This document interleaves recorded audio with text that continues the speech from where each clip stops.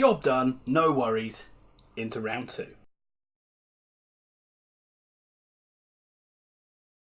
Hello everybody and welcome back to Very Biased Opinions. It's time for another Oxford United review. Today the U's took on Hayes and Yeading in the first round of the FA Cup. It's FA Cup, so get your cliches out of the way early doors. Let's talk about banana skins, let's talk about giant killings, let's talk about doing a professional job. We all know how good Oxford have been of late, but Hayes and Yeading have done exceptionally well to get to the first round of the FA Cup. I don't know how many games they've played, but they've played through a hell of a lot of qualifying rounds to be here. And it is testament to them. They are in the 7th tier of football. They are in the Southern Premier South. And they are 18th in the league, although they have got quite a few games in hand over a lot of sides. It's a game, of course, you'd expect Oxford United to win. That being said, Hayes and Yeading are a decent side in their own right. They score a lot of goals and they're very good on their own patch. Let's not forget back in 2010, they did the bloody double over us, 2-1. And I went to both games. And it wasn't fun. Ex-Oxford player Steve Basham scored for Hayes and Yeading in one of those games. He was summarising today for BT Sport. Always nice to see Stevie Bash. So there was no messing around from Carl Robinson. He picked a really strong side and I was delighted to see that. We've got Crawley coming up in the leasing.com trophy, but then we don't have to play Ipswich the week after that. So there was no real need to play any youth players or to give players a rest. Let's just play a strong side and get the job done. Elliot Moore played centre-back instead of Massinio, and Long switched from right-back to left-back, which allowed Cadden to come back in for right-back. Of course, Ruffles was injured in a previous game. But that is still a bloody good Oxford side, and one you would expect to win this game. Let's see how we got on. And it was job done for Oxford United in the end. They came through this one. It ended up Hayes and Yeading 0, Oxford United 2. On first half performance, you can see why Robinson played the side he did. Oxford were completely dominant against Hayes. They had so much possession, they created so many chances. Hayes could barely get out of their half. It was such a complete performance from Oxford. They played some beautiful football. They knocked it around. The only thing that was missing were the goals. Taylor had a goal ruled out for offside after 17th minute, which was a shame, because it was a good move, although it was clearly offside. Fosu then hit the bar of a really good shot. Henry missed a sitter. Taylor went clean through and the goalie made a good save. You're just thinking, how the hell have we not scored?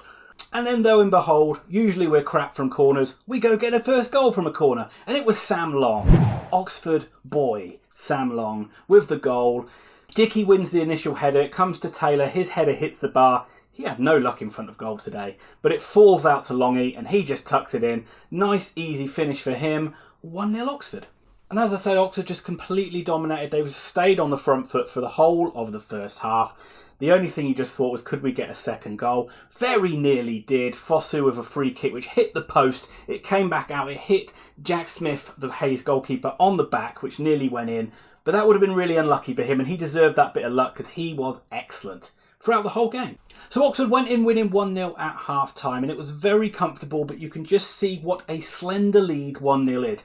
Hayes offered nothing in front of goal, but the very last kick of the half, they nearly scored. It was a cross that came in, which just avoided their striker, and if it would have been 1-1 at half-time, it would have been a travesty. At some point, Hayes were going to get back into this game, maybe not through scoring a goal, but certainly by playing a little bit better. They couldn't play much worse than they did in the first half, and they certainly did do that. They played a lot more direct, the crowd got into it, and they started to cause Oxford some problems.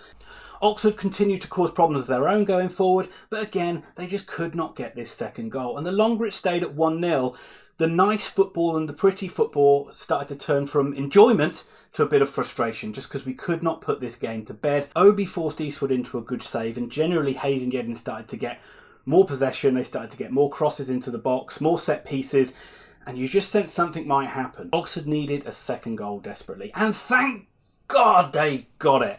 Rob Hall came on the 69th minute, and with his first touch, he made it 2-0 to Oxford United. Another good move, great through ball from Taylor, and Hall with a lovely finish over the goalkeeper. 2-0 to Oxford. We deserved it. It was no more than what we deserved. And again, it's always good to see Rob Hall scoring goals. I still think he's got such an important part to play in this season. As much as they tried, Oxford just could not get a third goal and really put the game out of sight. You always feared if Hayes and Yeading did get one back, the crowd will be really into it and they could go on and get that equaliser. Eastwood was forced into a couple of really good saves from Jallow. The second was excellent as a header from a corner. It was a wonderful reflex save from Eastwood, and that kept it at 2-0. And that is how it finished. It finished 2-0 to the Yellows. I guess you'd call that a professional job from Oxford United. They came there, they played some good football, and they avoided the banana skin. There's not much more you can really do there. Yes, you would have wanted more goals, but the important thing was to get through to that second round, get that prize money, and we're only one step away now from round 3, perhaps another game against a Premier League side. So not much really to dwell on this game. I thought Tariq Fosu was probably the standout player. He had an excellent game, although I thought Alex Goran was very tidy in midfield as well. Once again, I'll say well done to Carl Robinson for picking a strong side. And as always, enjoy it, Oxford fans. Enjoy the fact that we're still on this great run. We got the leasing.com trophy game on Wednesday or Tuesday.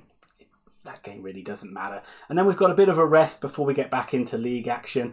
I think that's a good chance to get some players back from injury. And let's just carry on this run. Let's keep it going. That'll do it for another review. Another good win for Oxford United. If you like this video, please give it a like. And if you like the content on the channel, think about subscribing and hit that notify bell so you don't miss out on any future videos. I will be back very soon for another review. And remember, if you're looking for detailed football analysis, you're probably in the wrong place. Daylight robbery. Criminal. The match to end all matches. This is what the newspapers are going to tell you tomorrow. After Oxford cruelly beat a side 109 points below them 2-0 with goals either side of the half. They laboured to get a shot on goal or even show any forward play. Poor missing passes. The only shining point of this match was Baptiste having a shot. Can't actually be sure it was Baptiste, I'll be honest. Laboured play, poor play, and a caricature of a manager on the side of the pitch screaming about absolutely nothing. A buffoon, a cartoon, if you will, screaming, yelling, and making everybody in the rest of the country feel mad that they have to be put through it. This is a team ready to decline down the League One table and enjoying one last hurrah in the first round of the FA Cup. Ladies and gentlemen, Oxford win 2-0. But oh my God, the worst is yet to come.